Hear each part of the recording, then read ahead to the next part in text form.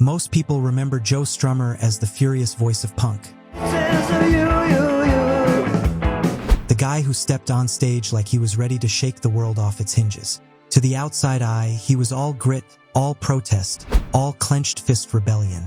But the music that lived inside him told a very different story. Behind the ripped shirts and political fire was a man who spent hours lost in a sound you'd never expect, a sound that came from far beyond the punk clubs he helped ignite. Because when Strummer shut the door, turned off the noise, and listened for himself instead of the crowd, the songs he reached for weren't explosive punk anthems at all.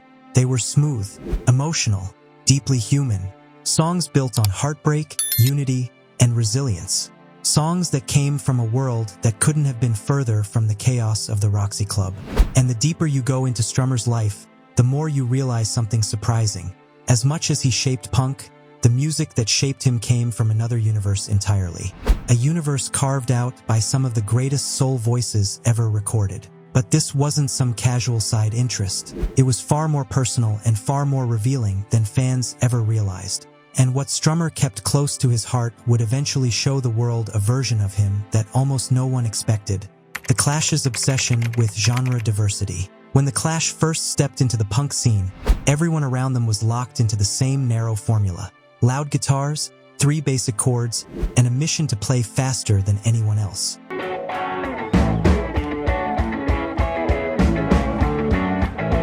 Most bands treated punk like a rulebook, simple, raw, and stripped to the bone. But Strummer and his crew never cared about staying inside those lines. Even in the earliest days, when the Roxy Club floors were sticky with spilled beer and sweat, they were already pushing against the limits everyone else seemed terrified to cross. While other groups clung to the idea that punk meant tearing everything down, the Clash quietly started building something bigger. Their debut album in '77 didn't just punch through the door. It brought rockabilly swagger, dub rhythms, and flashes of ska right into the heart of British punk. It was messy, fearless experimentation, and it immediately set them apart from the bands that burned bright for a moment and then disappeared just as quickly. What made this so unusual was how early it happened. Before the Clash ever left London, before the headlines, before the riots and chaos and fame, Strummer was already looking at music like it was one giant open world. He didn't see genres, he saw possibilities. Every new sound was an escape route. Every rhythm was a chance to say something different. And while the punk scene was shouting about rebellion, Strummer was quietly rebelling against punk itself. That hunger to explore only grew as their career expanded. Album after album, the Clash kept pulling in new textures, new grooves, new cultural influences. It wasn't just about sounding different, it was about refusing to get stuck in the very box their own movement had built. And as they kept reaching outward, listeners began to hear pieces of Strummer's private world slipping into the music.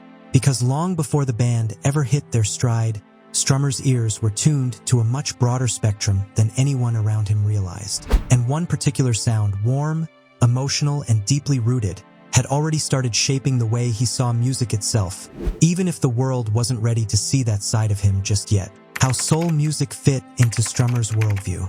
For Strummer, soul music wasn't just another genre he admired from a distance.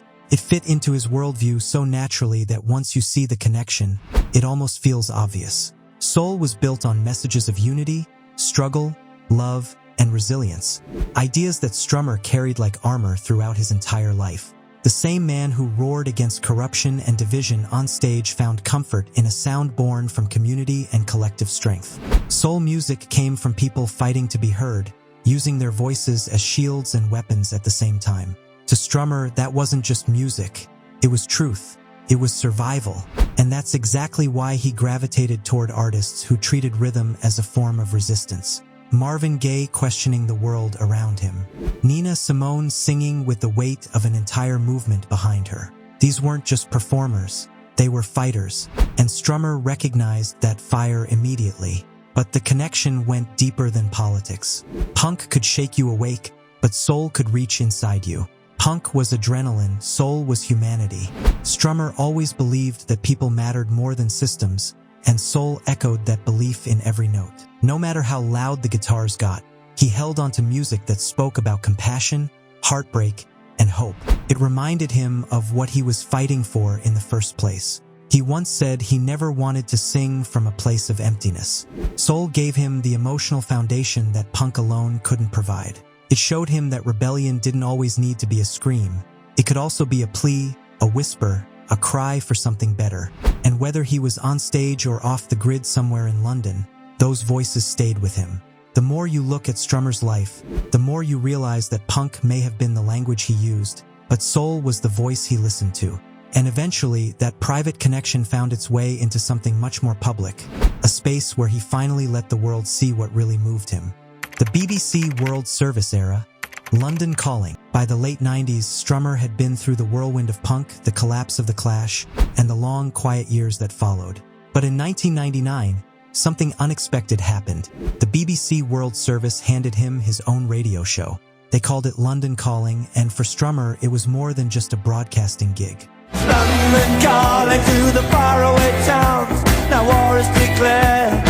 It was an open window into the music he'd been carrying with him his entire life. For the first time, he had complete freedom. No record label breathing down his neck, no band dynamics to negotiate, no expectations from the punk crowd. Just a microphone, a stack of records, and a global audience listening in. And when Strummer finally had the chance to show the world what he actually loved, he didn't lean on the staples of his punk legacy. Instead, he built playlists that zigzagged across continents and decades, revealing a musical mind far wider than anyone expected. You'd hear New York punk followed by traditional African rhythms, then a jump into reggae, folk, Latin grooves, and obscure world tracks most listeners had never even heard of. But running through all of it like a steady pulse was his devotion to American soul. Every few episodes, those warm, timeless melodies surfaced again, sometimes tucked between more abrasive tracks, sometimes stealing the spotlight entirely.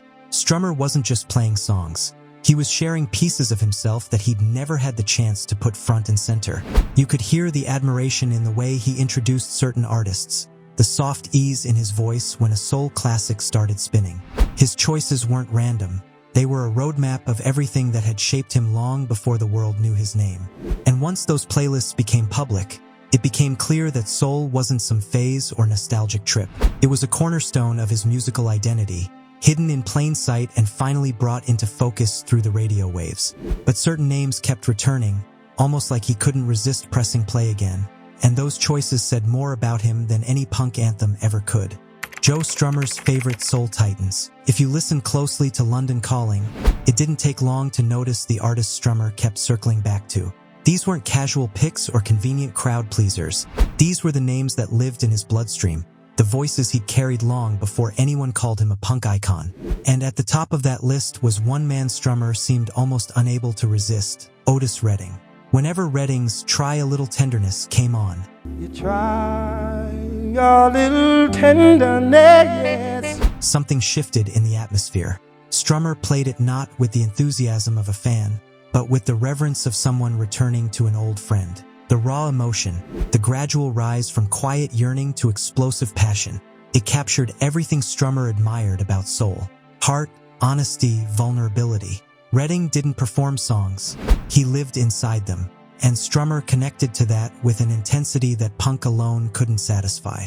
Then there was Marvin Gaye, whose music did more than entertain. It confronted, challenged, questioned. Gaye's social commentary ran through tracks like messages smuggled under the radar, wrapped in velvety melodies. Strummer gravitated to that duality. He understood what it meant to push against the world while still trying to heal it. The emotional weight of what's going on wasn't lost on him. It was the kind of record that mirrored the conscience he carried. Nina Simone appeared on his playlists with equal prominence. Her presence alone was magnetic. Simone didn't just sing. She delivered truth with the sharpness of a blade and the grace of a hymn. Strummer admired artists who stood for something bigger than themselves, and Simone's fearless voice made her the perfect embodiment of everything he respected: defiance, dignity, and fire. To him, she was a lighthouse in musical form. Even the more unexpected names had meaning.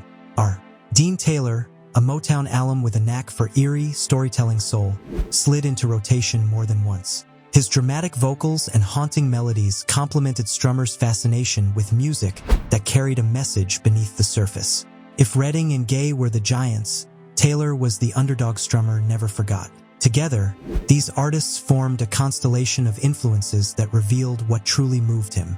He wasn't drawn to perfection or polish.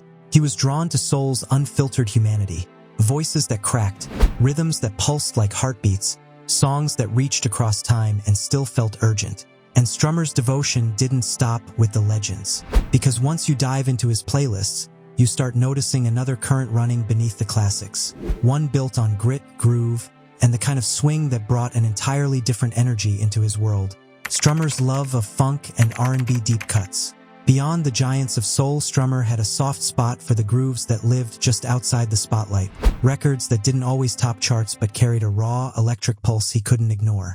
In the middle of his London Calling playlists, you'd often hear sudden flashes of dirty New Orleans funk or obscure R&B tracks that felt like they came straight from a dusty crate in some forgotten record shop. These weren't random additions. They were the sounds Strummer reached for when he wanted music with grit, swing, and character.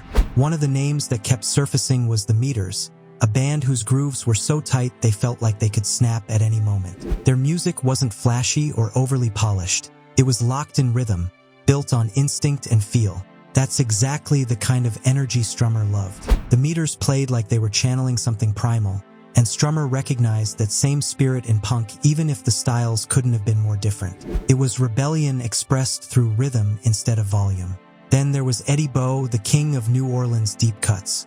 His songs blended soul, funk, and a swagger that didn't care whether the mainstream was paying attention. Eddie's tracks had that sweaty, street corner toughness Strummer adored, music that refused to sit still, music that lived between the cracks of genres. It was the kind of sound you couldn't fake, and Strummer respected that authenticity more than anything. These funk and R&B cuts offered something he couldn't always find in punk: groove. A heartbeat that pushed forward without shouting. A kind of musical tension that made every note feel alive. Even when the Clash were at their most politically charged, you could hear tiny traces of that influence slipping through. Syncopated rhythms, subtle bass lines, and percussive ideas that didn't come from the typical punk playbook. But what made Strummer's connection to this music so striking was how naturally it fit into his larger worldview. He wasn't drawn to funk because it was trendy or because it made him look cultured. He loved it because it carried the same restless energy that fueled everything he did. It was raw, it was human, and it had a pulse that refused to flatten out.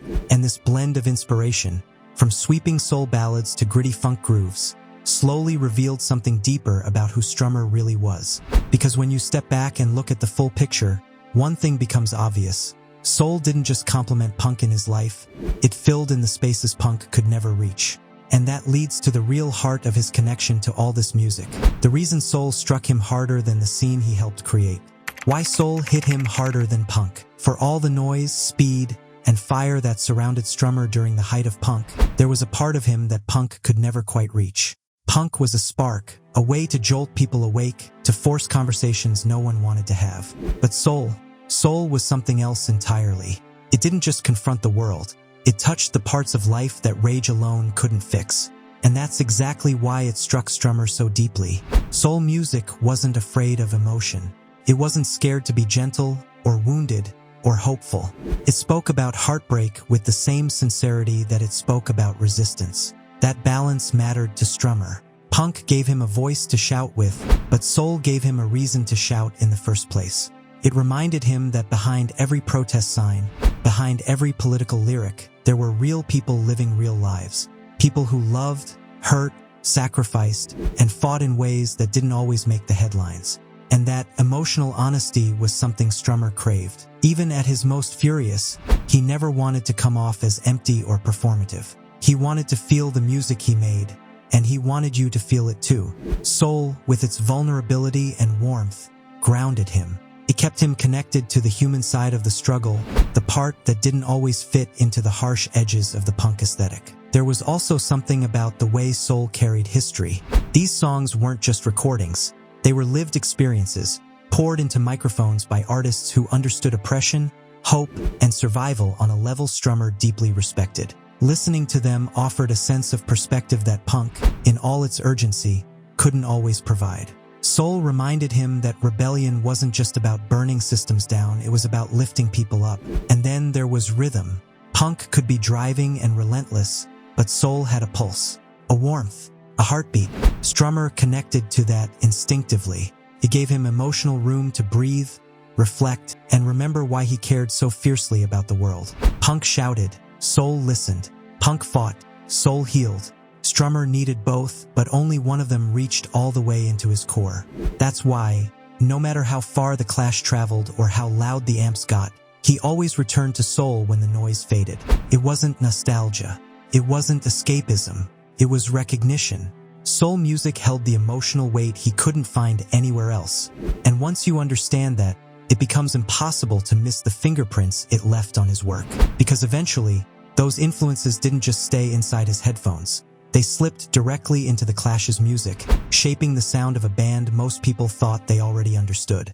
Soul's hidden influence on the Clash's music. If you listen closely to the Clash's catalog, there are moments where something unexpected rises beneath the surface. Small hints of warmth, rhythm, and emotional weight that don't quite fit the typical blueprint of punk. Those moments weren't accidents. They were the fingerprints of the soul record Strummer kept tucked into his life long before anyone thought to call him a rebel.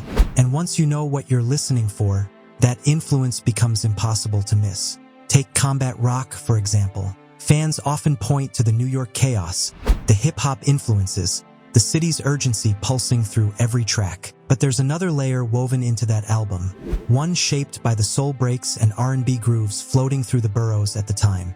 The swagger of Rock the Casbah, the rhythmic sway under car jamming.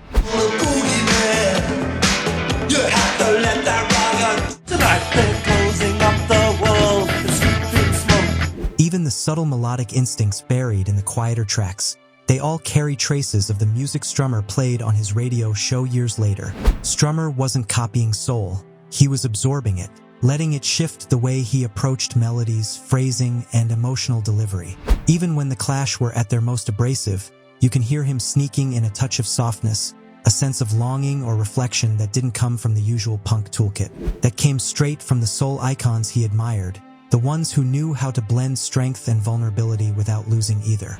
And it wasn't just about sound.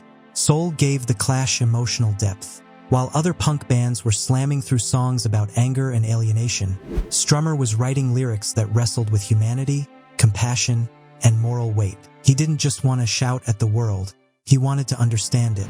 That mindset, the mix of fire and empathy, was pure soul influence. Even the band's willingness to blend genres owed something to Strummer's soul obsession. Soul itself was born from a fusion of gospel, jazz, and rhythm and blues. It was an evolving sound, built on openness rather than boundaries. Strummer adopted that philosophy and dragged it right into punk's rigid world, cracking it open and expanding what the genre could be. And when the Clash finally dissolved, that influence didn't fade. If anything, it grew louder, because once Strummer stepped away from the noise and pressure of his legacy, the music he gravitated toward revealed the truth he'd been carrying all along, a truth that would define the final chapter of his life and make his love for soul even clearer. Strummer's legacy as a secret soul disciple. By the time the world knew Joe Strummer as a punk icon, the truth about his musical heart had always been quietly hidden in plain sight. Behind the defiant stage persona, the ripped clothes, and the ferocious energy, there was a man whose soul had been shaped by voices far gentler and far wiser than punk ever allowed. Soul wasn't a fleeting interest or a curious detour. It was a guiding force, woven into the rhythm of his life, the cadence of his songwriting, and the choices he made on and off the stage. His radio show, London Calling, gave fans the first real glimpse of this hidden side. It was there that Strummer's devotion became undeniable. The playlist's a testament to a life steeped in soul, funk, and R&B.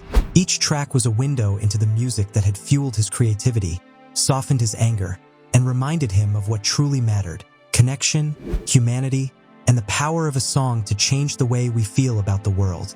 Even in the Clash's most chaotic moments, the echoes of soul were present. The rhythm, the grooves, the sense of empathy and emotional depth, they all pointed back to the record Strummer cherished in private. Punk may have been his language, but soul was the voice he carried in his chest, the pulse that kept him grounded and human amidst the storm of fame, politics, and rebellion. And perhaps that's the most remarkable part. Joe Strummer became an icon not just by being loud or angry, but by listening, by absorbing, reflecting, and letting the music he loved shape him from the inside out. The clash may have burned fast and fierce, but Strummer's heart beat to a rhythm far older, deeper, and infinitely more enduring. He wasn't just a punk legend.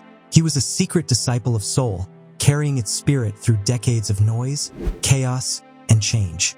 And in that way, the music he loved and the causes it inspired outlived even the most explosive moments of his career, leaving a legacy that still resonates long after the amps have gone silent. Thought-provoking close. When most people think of Joe Strummer, they imagine a man screaming into a microphone, a whirlwind of anger, energy, and defiance. But behind the fury was someone listening, learning, and carrying a world of music inside him. Music that revealed a side few ever saw. Soul wasn't just a genre to him.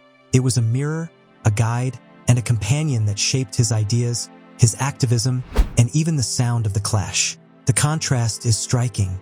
The public saw chaos and rebellion. The private Strummer cherished tenderness, rhythm, and stories that spoke of humanity's struggles and triumphs. That hidden love for soul music didn't just inform his playlists. It informed his life. It grounded him, softened him, and gave him a perspective that made his voice more than just punk anger. It made it resonant, urgent, and timeless. It's a reminder that what drives a legend is often more complex than what appears on the surface. The music we think of as defining a person may only be part of the story. Behind the ripped clothes and amplifier feedback, Joe Strummer was listening with his heart as much as his ears, and in doing so, he carried the spirit of soul into every corner of his life and career. So the next time you hear The Clash, don't just hear punk. Listen for the heartbeat beneath it, the echo of Otis Redding, Marvin Gaye, Nina Simone, and countless deep cuts that shaped the man behind the fury. Because sometimes, the music a person keeps close tells a story louder than any anthem ever could. Joe Strummer's soul was there all along, quiet, powerful, and unforgettable. And in that, we find the truest measure of his legacy.